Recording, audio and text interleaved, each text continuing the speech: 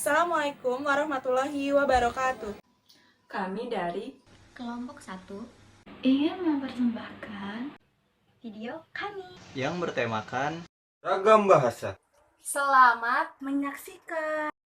Latar belakang bahasa Indonesia. Bahasa Indonesia merupakan bahasa nasional serta bahasa negara bangsa Indonesia. Bahasa ini sudah dipakai oleh masyarakat Indonesia sejak dahulu, jauh sebelum Belanda menjajah Indonesia. Namun, tidak semua orang menggunakan tata cara atau aturan-aturan yang benar. Salah satunya adalah penggunaan bahasa Indonesia itu sendiri yang tidak sesuai dengan ejaan ataupun Kamus Besar Bahasa Indonesia. Oleh karena itu, pengetahuan tentang ragam bahasa cukup penting untuk mempelajari bahasa Indonesia secara menyeluruh, dan akhirnya dapat diterapkan dan bisa digunakan dengan baik dan benar, sehingga identitas kita sebagai bangsa Indonesia tidak akan hilang. Bahasa Indonesia perlu dipelajari oleh semua lapisan masyarakat. Dalam hal ini tidak hanya para pelajar atau mahasiswa saja, tetapi semua warga Indonesia wajib mempelajari bahasa ini. Dalam bahasan bahasa Indonesia, ada yang disebut dengan ragam bahasa. Ragam bahasa di sini merupakan variasi bahasa yang pemakaiannya berbeda-beda. Indonesia dengan lebih dari 261 juta orang berbeda, 1.331 suku yang berbeda, dan 652 bahasa yang berbeda. Bukankah Indonesia indah karena perbedaannya? Kalau kita sama, bukan Bhinneka Tunggal Ika namanya. Mau kamu Jawa, kamu orang Dayak, suku Batak, atau yang lainnya, kita semua tetap satu nusa, satu bangsa, dan satu bahasa Indonesia. ragam bahasa adalah variasi bahasa menurut pemakaian yang berbeda-beda menurut topik yang dibicarakan, menurut hubungan pembicara, kawan bicara, orang yang dibicarakan, dan menurut medium pembicaraan. Seiring perkembangan zaman, masyarakat mengalami perubahan, sehingga bahasa pun mengalami perubahan.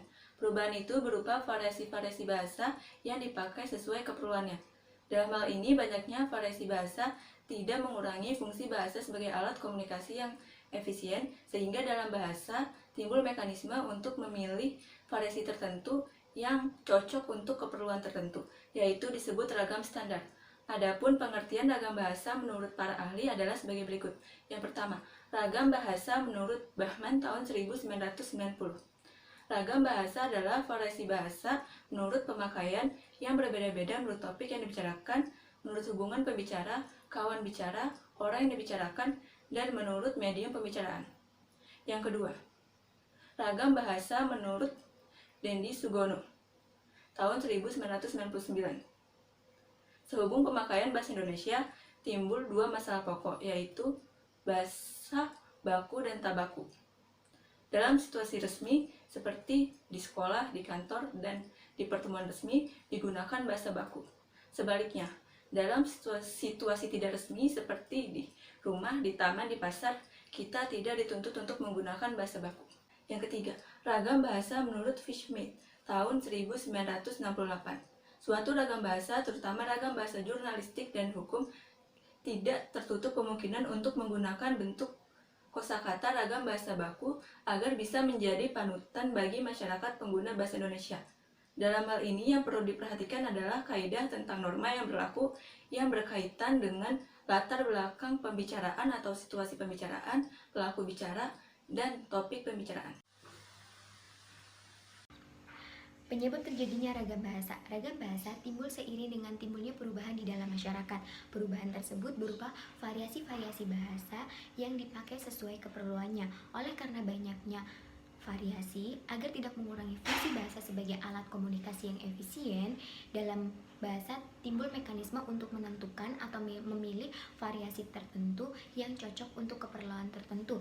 Dalam hal ini disebut sebagai ragam standar menurut Subrianto tahun 2000. Ada beberapa faktor sebagai penyebab terjadinya ragam bahasa yang ada di Indonesia. Yang pertama, faktor budaya. Yang kedua, faktor sejarah. Yang ketiga, faktor perbedaan demografi. Yang pertama, faktor budaya. Setiap daerah memiliki perbedaan kultur atau daerah hidup masing-masing. Misalnya di wilayah Jawa, Papua, Kalimantan, Sumatera, dan beberapa wilayah di Indonesia lainnya.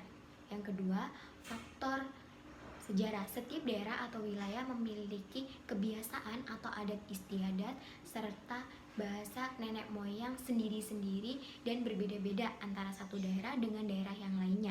Yang ketiga, faktor perbedaan demografi, yaitu setiap daerah memiliki dataran yang berbeda, misalnya seperti di wilayah daerah pantai, pegunungan yang biasanya cenderung menggunakan bahasa yang singkat dan jelas serta menggunakan intonasi volume suara yang besar dan tinggi, berbeda dengan di daerah pemukiman padat penduduk yang menggunakan bahasa lisan panjang lebar yang disebabkan karena lokasinya yang berdekatan dan menggunakan intonasi volume suara yang kecil.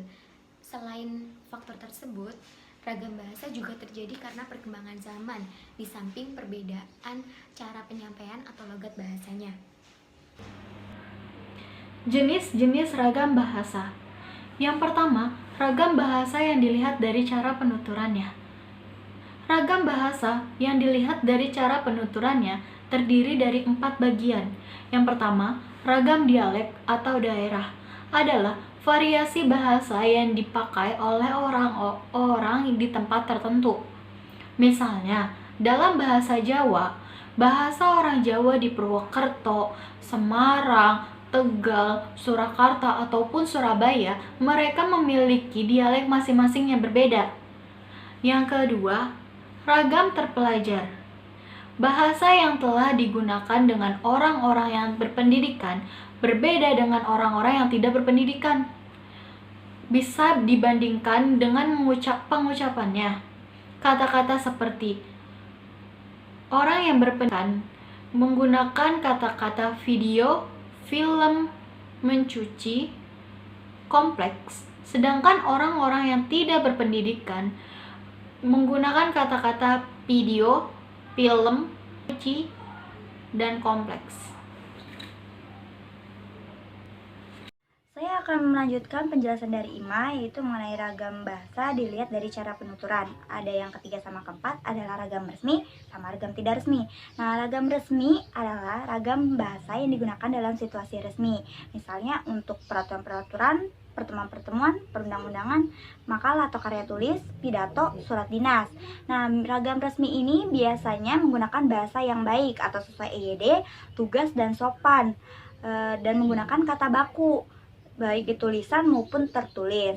Ciri-ciri dari ragam resmi sendiri ada yang pertama, digunakan dalam situasi resmi. Yang kedua, menggunakan EYD. Yang ketiga, menggunakan kata ganti. Yang keempat, menggunakan kata baku. Yang kelima, menggunakan nada percakapan yang datar. Yang keenam, itu menggunakan kalimat yang lengkap. Contohnya sendiri adalah saya sudah mengerjakan pekerjaan rumah tersebut. Nah, yang keempat ada ragam tidak resmi. Ragam tidak resmi adalah ragam bahasa yang digunakan dalam situasi tidak resmi. Misalnya untuk surat menyurat. Surat menyuratnya untuk pribadi seperti misalkan untuk keluarga, untuk teman, dan juga bisa digunakan untuk perbincangan ataupun percakapan sehari-hari. Nah, ciri khas ragam tidak resmi ini ada 2. Yang pertama, kalimat yang digunakan itu sederhana atau tidak lengkap atau pendek. Yang kedua, kata yang digunakan ini adalah biasa. Biasanya dimaksud ini adalah biasa digunakan ataupun mudah dipahami. Nah, ciri dari ragam tidak resmi sendiri ada yang pertama, digunakan dalam situasi yang tidak resmi. Yang kedua, tidak menggunakan kata atau kalimat atau bahasa yang sesuai dengan EYD. Yang ketiga, menggunakan kata yang biasa ataupun pendek. Yang keempat, itu dia tidak menggunakan kata ganti atau kata baku. Nah, contohnya itu misalkan PR itu sudah aku kerjakan. Cukup sekian penjelasan dari saya. Selanjutnya akan dijelaskan oleh teman saya. Jenis-jenis ragam bahasa. Macam-macam ragam bahasa dilihat dari cara berkomunikasi dibagi menjadi 2 macam, yaitu yang pertama adalah ragam bahasa lisan dan yang kedua adalah ragam bahasa tulis. Dan di sini saya akan menerangkan mengenai ragam bahasa lisan. Ragam bahasa lisan adalah suatu ragam bahasa yang dihasilkan oleh alat ucap atau organ of speech. Dalam ragam bahasa lisan ini, kita harus memperhatikan hal-hal seperti tata bahasa, kosakata, dan lafal dalam pengucapannya.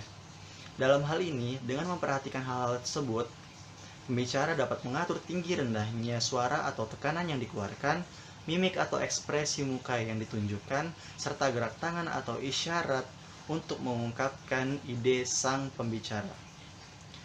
Adapun contoh ragam bahasa lisan terdiri dari 4 hal, yaitu yang pertama adalah ragam bahasa cakapan, yang kedua adalah ragam bahasa pidato, yang ketiga adalah ragam bahasa kuliah, dan yang keempat adalah ragam bahasa panggung. Berikut ini adalah contoh dari ragam bahasa lisan.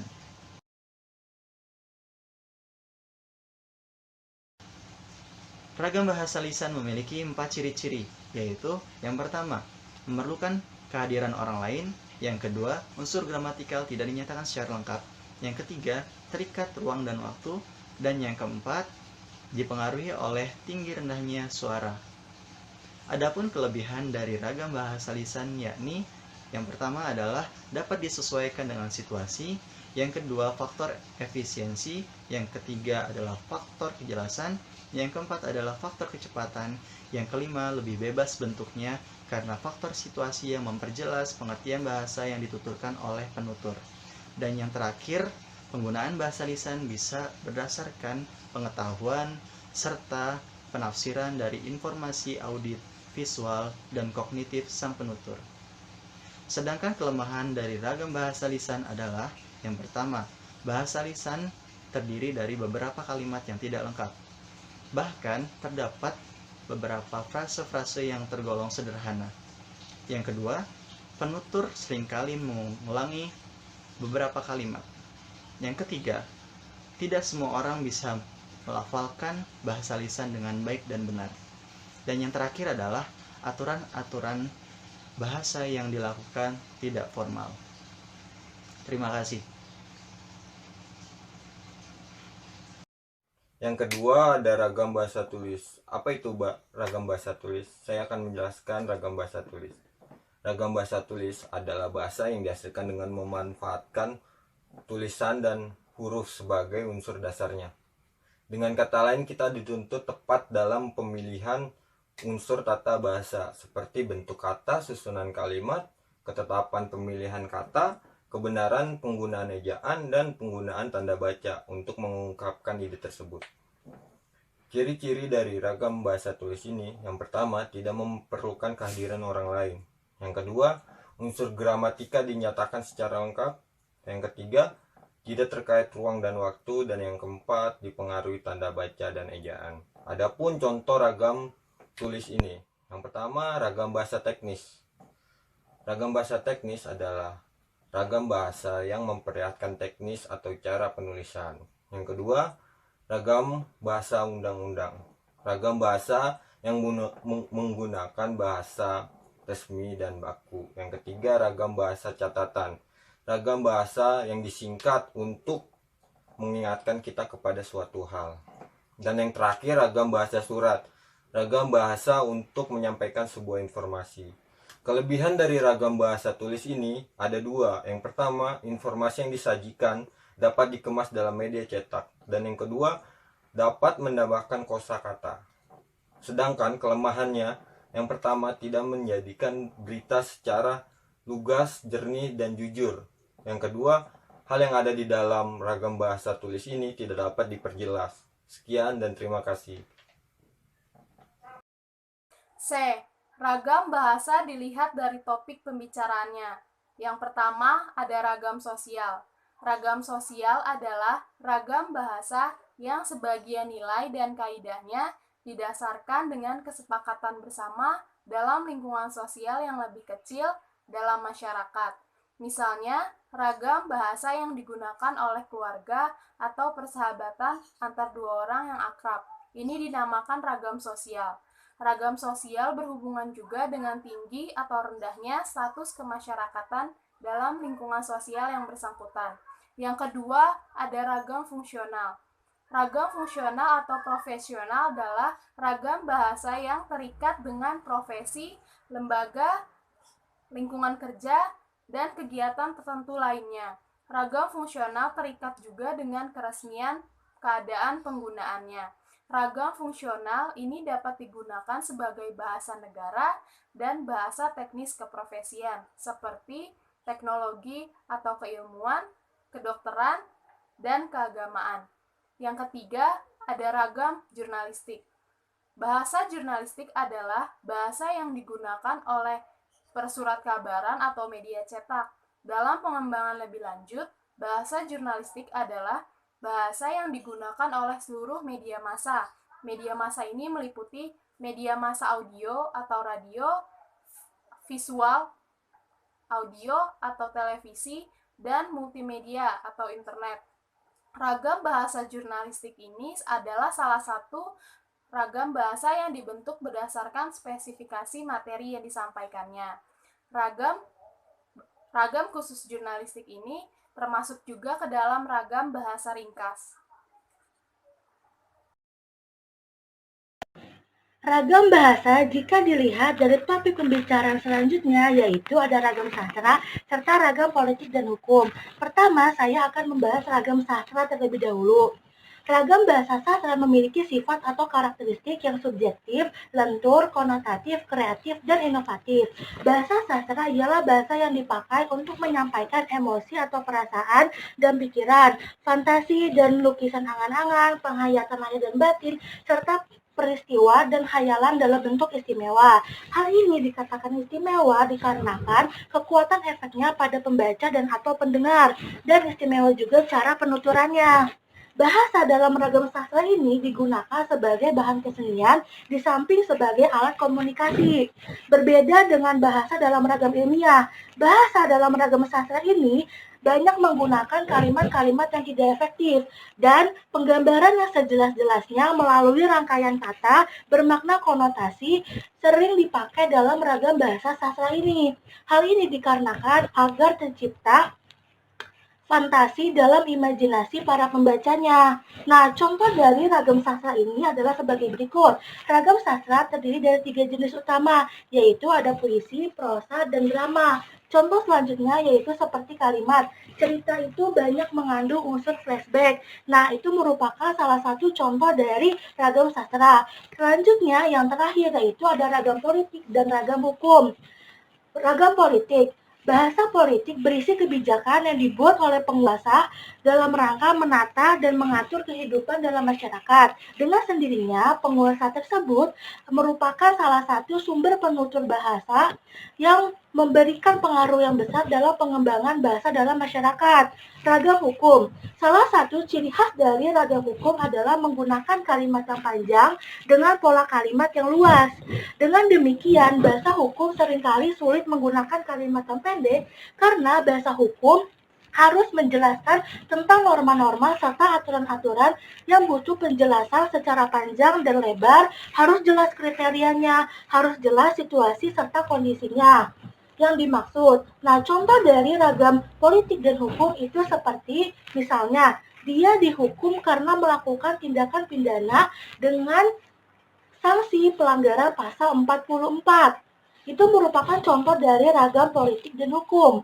Sekian penjelasan dari saya tentang materi ragam sastra serta ragam politik dan hukum. Selanjutnya adalah setelah mendengar penjelasan tentang materi ragam bahasa, maka dapat disimpulkan bahwa Indonesia merupakan negara kepulauan terbesar, di mana banyak terjadi perbedaan, salah satunya bahasa. Ragam bahasa dapat terjadi karena adanya faktor budaya, sejarah, maupun letak geografis. Ragam bahasa ini memiliki berbagai macam jenis yang dibedakan menjadi 3 hal, yaitu cara berkomunikasi, cara penuturan, serta topik pembicaraan.